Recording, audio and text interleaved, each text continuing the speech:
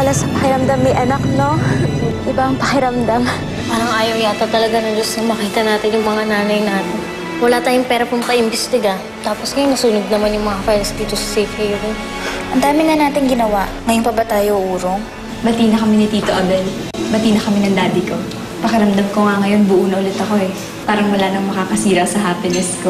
May masama pong balita. Si Lolo na aksidente. Nasa ospital siya ngayon. Ano, hindi na tayo aalis. Hindi ko iiwan si Lolo. Pagewang-gewang daw po ang kotse ng asawa ninyo, kaya sila mismo ang sumalit sa truck. Sir, sabi niyo kanina, may kasamang teenager si Uncle Sernan. Opo, at pareho na po silang patay. Kaya po ang gusto namin, tanungin kayo kung kilala niyo sila. Ito pa yung isang babae na kasama ni Mr. Monteclaro. Bakit siya kasama ni Uncle?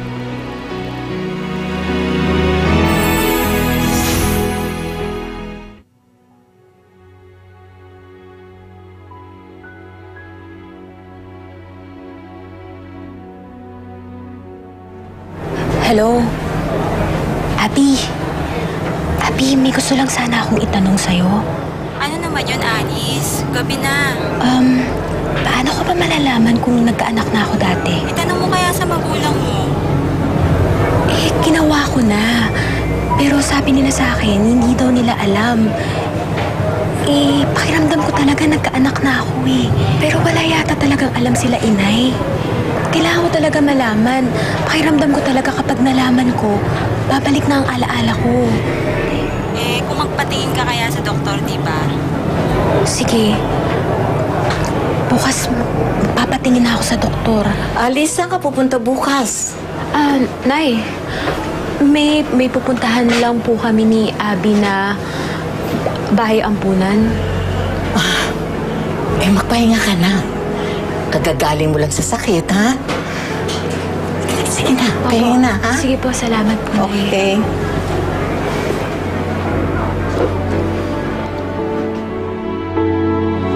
Auntie, si Angel nga yung kasama ni Uncle Sernan nung na-aksidente siya. Bakit naman kasama ni Sir Nancy Angel sa sasakyan? Nga na hindi ko maintindihan eh. Kasi nung nawala si Angel tsaka yung peking Brent na yan, hindi na siya nagparamdam sa atin. Abel, hindi kaya andun si Angel para sabihin kay Sir Nan yung totoo kung bakit siya nagpanggap na anak ka Karenina? Yan din iniisip ko, Auntie. Malamang may nag-utos sa kanila tapos ngayon pumunta sila kay Uncle para sabihin kung sino yung mastermind. Auntie, Auntie.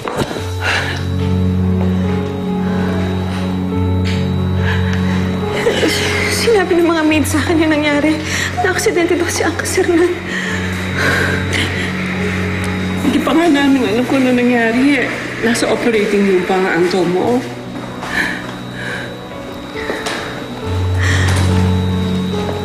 I can't believe this happened, Auntie. Kung kailan nakita niyo na yung tunay niyong apo. I know. This is so heartbreaking for me. Hindi ko alam kung anong gagawin ko pag nawala si Sir Nan. No, Auntie.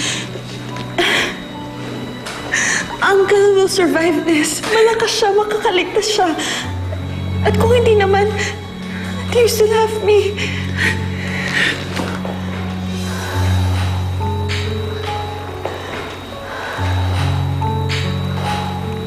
Doc, ano? Mrs. Monteclaro? Yes, Doktora. Kamusta na asawa ko? I have good news and bad news for you. We had to do cardiac surgery dahil inatake siya sa puso. But the good news is he survived the operation. The downside, na-stroke siya habang ginagawa namin ang operation. Don't worry po. He's in a stable condition right now. Pero hindi mo natin malaman kung anong magiging epekto ng pagkaka-stroke niya kanina. So for now, ililipat muna natin siya sa ICU para maobserbahang mabuti. Salamat to, Doc. Thank you. Malamang, Auntie, inatake si Uncle sa puso habang nag-drive siya. Kasi, normally, sa mga ganitong aksidente, safe yung driver. Mabuti ka mo, hindi tumama yung ulo niya sa impact. Abel, masaya na ako at buhay ang uncle mo. Yun ang mahalaga sa akin ngayon.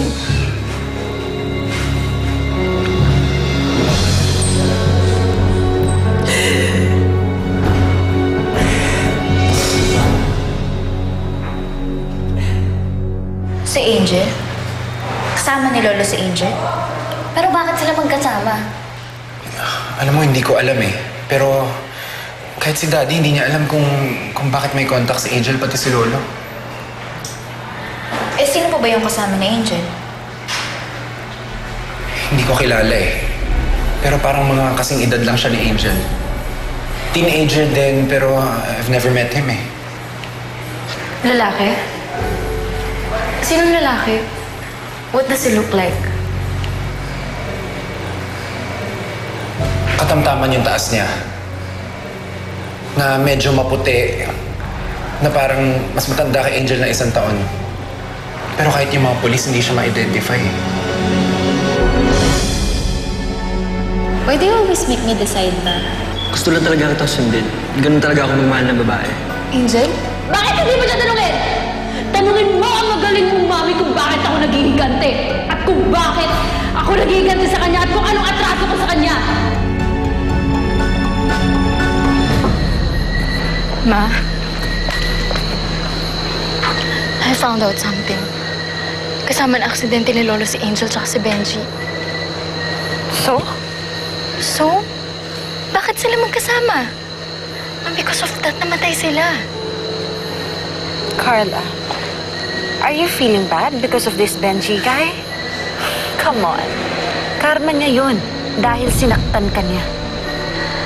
Ma, hindi yun. May kinalaman ka ba sa nangyari? What?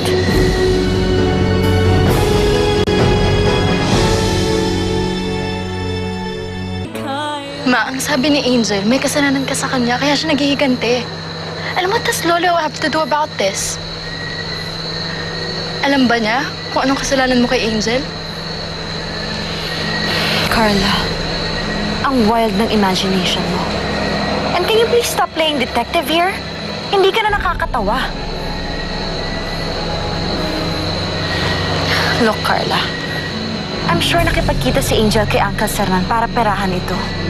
Hindi ko nga pinuntahan si Angel eh. Kahit na sinabi ko sa'yo, nakakausapin ko siya. Sorry, Ma. Baka affected lang talaga ako sa nangyari kay Benji. Ay, Carla. Forget about that guy. Wala siyang kwenta. Kaya nga siya namatay. Well, I say good riddance to him. But listen, Carla. Walang dapat makaalam na kakilala mo si Benji. At huwag mo rin ipapaalam ang naging confrontation niya ni Angel. Why not? Dahil madadamay ka sa gulong to. At ayoko mangyari yun. Carla, you're too young for this. Kaya Carla, I-promise mo, secret lang natin yung nangyari sa inyong tatlo. Okay. I better go back, Ma.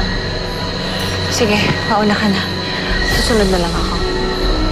And Carla, don't forget to make lambing to your Lola Carmela. Huwag kang papaisa sa mga anak karinil na yun.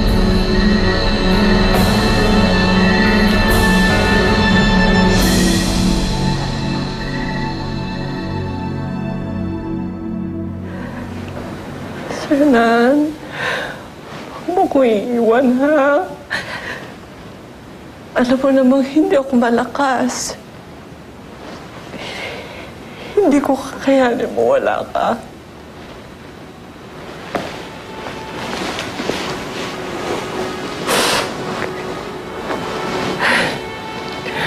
All my life, ikaw ang kasama ko. Hindi ko alam kung anong gagawin ko pag ako na lang. Kaya please, don't leave me.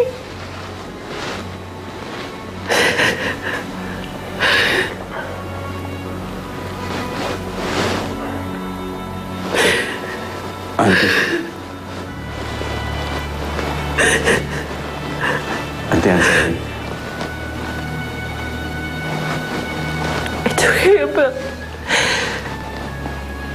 kinakausap ko na ang uncle mo para alam niya andito ako. Para gumising siya. Auntie, ang sabi naman ng doktor, okay na si Uncle. Pwede na ho kayo magpahinga. Halika na po, hatid ko na ho kayo. No. No. No. Ihatid mo din yung mga bata. May pasok pa sila. Pero Auntie, kailangan niyo. Abel, sasamahan ko ang asawa ko. Sanay ang Uncle Sernan mo na palagi kami magkasama. At ako din. Kaya dito lang ako.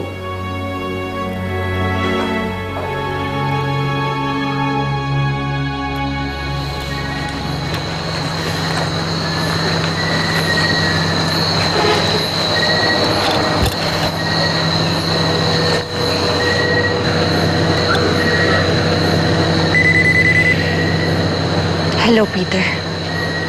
Umamin ka nga sa akin. May ginawa ka ba kay Uncle Sernan? Wala. Dalaan mo may gawin ako, di ba? Bakit? Anong problema? Well, it looks like wala na tayong dapat gawin. Mukhang kinakampihan tayo ng langit. Ligtas na ako. Tayo. Wala na magsusuplong sa atin. Eh, yung mga bata? Wala na. Mga malamig na bangkay na sila. Huwag kang kampante, Ruth. Hindi pa patay ang uncle mo na aksidente lang. Magdasal ka na hindi siya makapagsalita.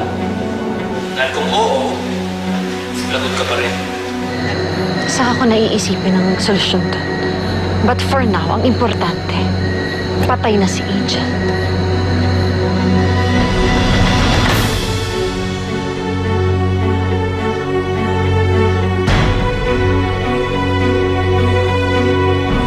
Kahit na ilang tinig ay kaya. Bukas, pagkatapos natin sa school, dumiretso agad tayo dito sa ospital. Oo nga, parang mapalitan naman natin si Lola.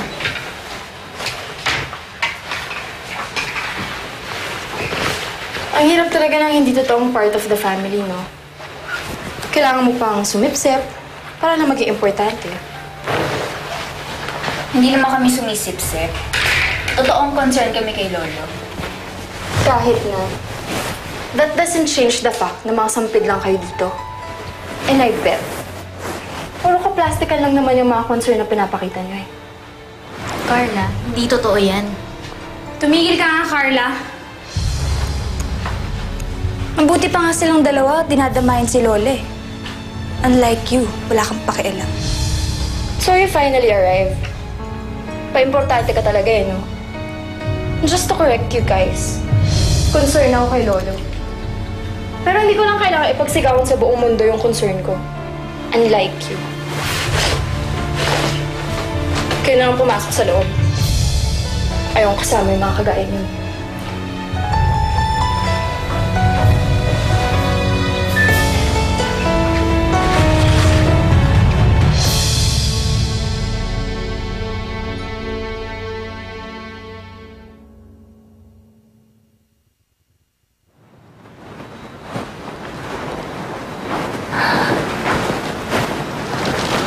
Lola,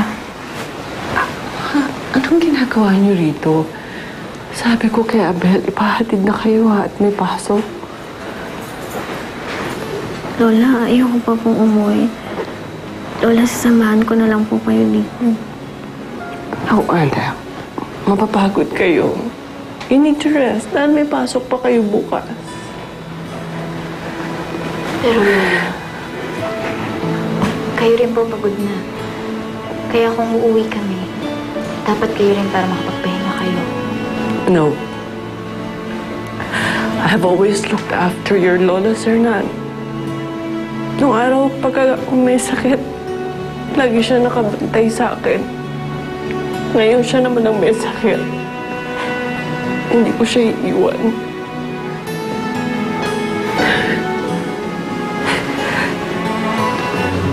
Bago pa kayo dumating sa buhay namin ni Sernan, it has always been just the two of us. Nasanay na kami pa rin. That's why I can't leave you.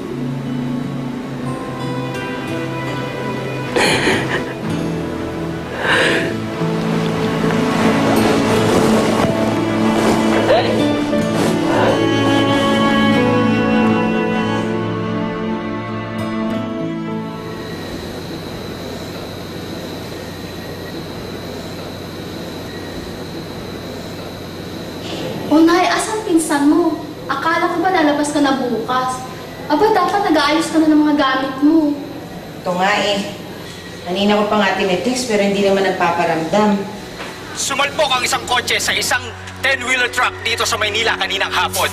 At ang driver ay nakilalang si Sernan Monteclaro na isinugod sa ospital na may matinding tama. Samantala, dead on the spot naman ang kanyang dalawang sakay. At ang dalagang nakilalang si Angel de la Cruz ay namatay nung nauntog sa bintana ng sasakyan. Patay din ang di pa nakikilalang binatang kasama ng dalawa. Si Angel!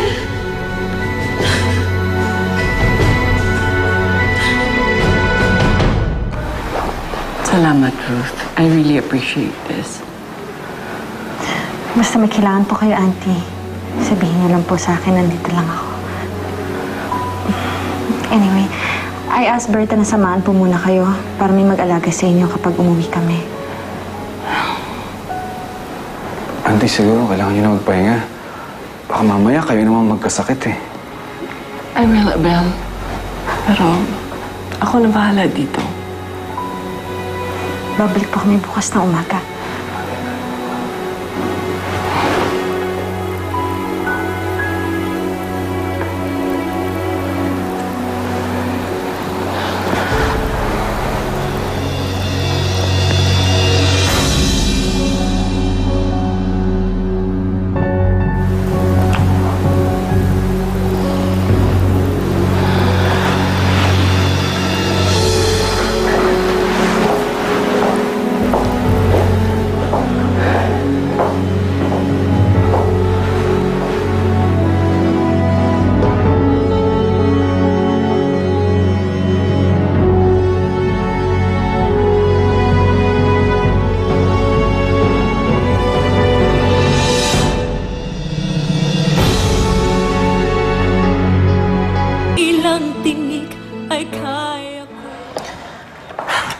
Kawawa naman si Auntie Carmela dahil mahal na mahal niya si Uncle Sernan. Ano namang masama doon? Mag-asawa naman sila. Nung nagpakasal sila, hindi na nagtrabaho si Auntie. Kinalimutan niya na lahat ng mga pangarap niya noon. Nagpaka-ideal housewife na lang siya. At kay Uncle Sernan na umikot ang mundo niya. And I pity her. Dahil sa pagmamahal niya kay Uncle Sernan, naging mahina siya. Kaya kapag namatay si Uncle Sernan, sigurado ako susunod na si Auntie Carmela. Dahil hindi niya kakayanin. Bakit kanya ka mag-isip? Ang morbid na ideas mo. Nagsasabi lang ako ng totoo, Abel. Dahil ganun ang nangyayari sa mga babae na bubuhay para sa mister nila. Nawawasak sila kapag ka iniiwan sila o kaya naman iniloko sila ng asawa nila. Kaya buti na lang, hindi umikot ang mundo ko sa'yo. Kaya nung nalaman kong niloko mo ko at nakabuntis ka ng iba, naka-recover ako. I'm sorry, Ruth. Alam mo kung magkapareho lang kayo ni Auntie na ugali, hindi ganito relationship natin. Whatever, Abel. I made the right decision. At sa ating dalawa, ikaw ang gumawa ng kasalanan. Excuse me, pupunta lang ako sa restroom.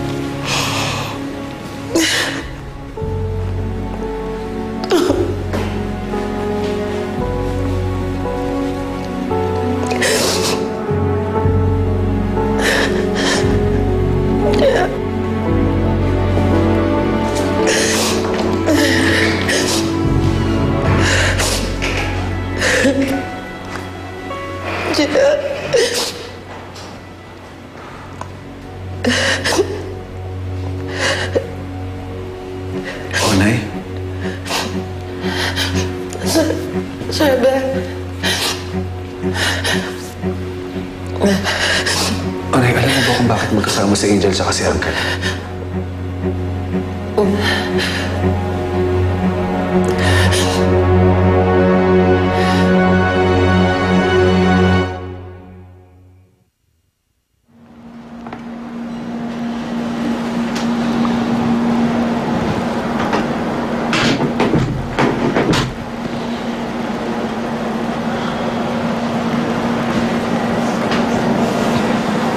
Sabi ko na nga ba, umiiyak ka na naman eh. Ito, dinala kita ng pampatanggal ng sakit. Ice cream.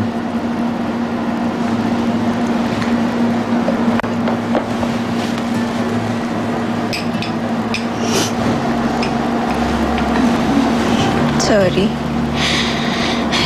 Hindi ko lang kasi mapigilan eh. Sobrang close lang talaga namin ni Lolo. Ang dami niyang ginawa para sa akin. I know. Alam ko naman na sa inyong tatlo, ikaw talaga yung pinaka-close kay Lolo eh. Siya lang kasi yung naniwala sa akin. Kahit ganito ako, minsan hindi naman bumaba yung tingin niya sa akin eh. Kaya nga ang sakit-sakit. Ang sakit-sakit na nangyari sa kanya to. Tapos binala ko pang umalis. What? Iiwan mo si Lolo? Sana. Pero ngayon hindi na. Pag gumaling si Lolo, aalagaan ko siya. Hindi ko siya iiwan, Aldrin. Tama na yan. Kumain na ng tayo.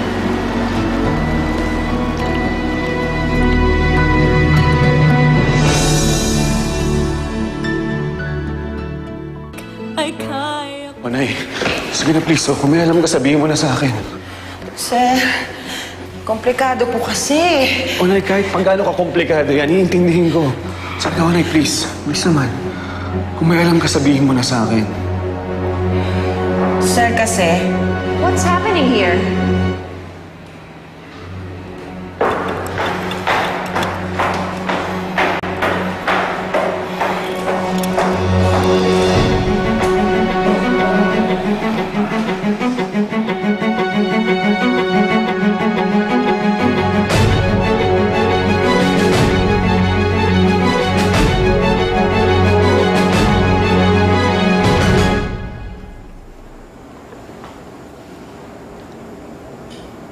Bricks, ikaw ba yan? Ana, I heard what happened. I'm sorry sa nangyari kina Lolo Sir Nana. Okay naman na si Lolo. Hinihintay na lang namin siyang gumising. Ano palang ginagawa mo dito? Hindi. Kasi tinext ako ni Carla. Eh, kailangan niya ako eh. Nasaan ba siya? Bricks? Carla?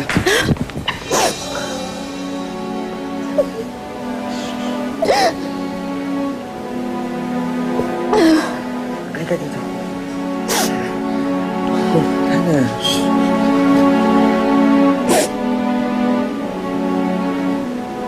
Nay, please, sabihin mo na sa akin kung ano yung totoo. Wala ho. Hindi ko nga ho kasi alam kung bakit nakipagkita si Angel kay Don Sernan. Nung magkasama po kami, ang sabi niya sa akin, hingilan daw siya ng tawad doon sa pagpapanggap nila ng tatay niya. Yun lang po ang dahilan, sir. Tsaka, kung pwede ho sana, huwag niyo na akong kulitin. Kasi namatayan po ako. Problema ko pa nga po kung paano ko uwi yung bangkay ng mga bata sa probinsya eh. I'm sorry. Pasensya na, pasensya. Condolence, Onay. I feel bad for your cousin. Pero, buti naman nakahingi na pala siya ng tawad sa kasalanan niya. But if you need anything, like a donation or something, just let me know.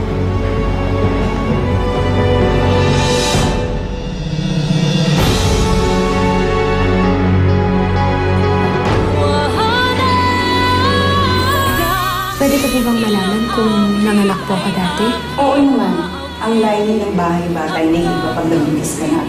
May mga minor test na gagawin sa May sakit si Uncle Sernan ngayon. At si Auntie Carmela naman, busy sa hospital. At habang wala sila, ako ang masusunod dito. At ang una kong utos, lumayas kayo dito!